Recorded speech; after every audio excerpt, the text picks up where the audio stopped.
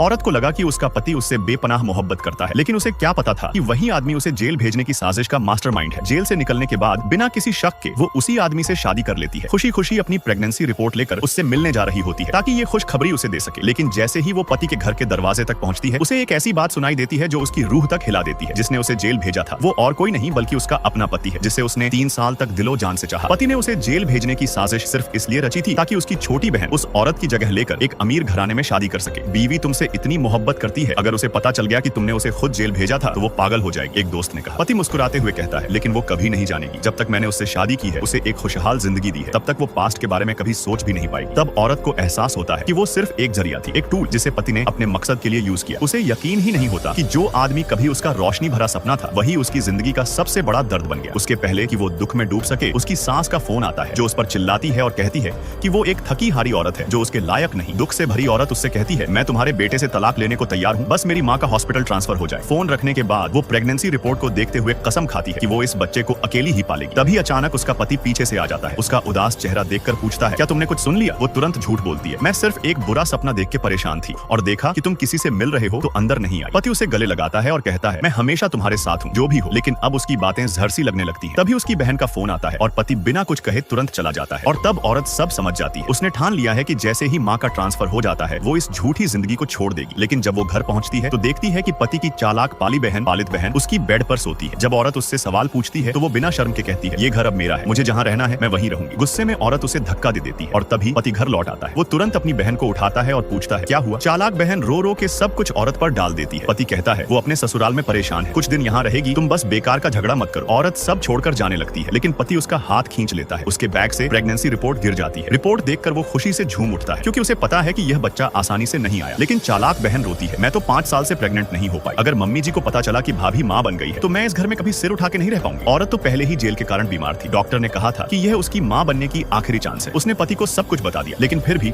उसने अपनी बहन के लिए कहा, बच्चा गिरा दो। उसकी ठंडी बातों से औरत का दिल टूट गया। उसने एक छुरी उठाई और कहा, मेरे बच्चे को हाथ मत लगाना। लेकिन पति ने इशारे में मेड को कहा कि उसे बेहोश कर दो। मेड ने तुरंत उसके सिर पर डंडा मारा। जब औरत होश में आई, उसका बच्चा चला गया था। पति बस कह रहा था फिर हो जाएगा। औरत रोती रही। तभी आश्रम से फोन आया, आपकी माँ होश में आ गई है। यह सुनकर वो थोड़ा खुश होती है, लेकिन तभी चालाक बहन उसकी माँ के पास जाकर सब कुछ बता देती है। मम्मी जी, मुझे प्रेग्नेंट होने वाली थी, लेकिन भैया ने मुझे नहीं होने दिया ताकि मैं दुखी न हो जाऊं, इसलिए भाभी का बच्चा गिरा दिया गया। और जेल वाली बात भी भैया की प्लानिंग थी। जब माँ ने बेटी के जिस्म पर घाव देखे, उसने गुस्से में चालाक बहन का गला दबा दिया, लेकिन चालाक बहन ने उसे धक्का दे दिया। माँ का सिर बेड से टकरा गया। पति आया और सब कुछ औरत पर डाल दिया। फिर चालाक बहन को हॉस्पिटल ले गया, माँ को छोड़ दिया। औरत ने मुश्किल से माँ को हॉस्पिटल पहुंचाया, लेकिन डॉक्टर बोलते हैं, सब डॉक्टर तुम्हारे पति के कहने पर दूसरी पेशेंट के पास चले गए। औरत बार बार कॉल करती रही, लेकिन कोई नहीं उठाता। माँ मर जाती है। उस दिन से उसका दिल पति से उठ जाता है।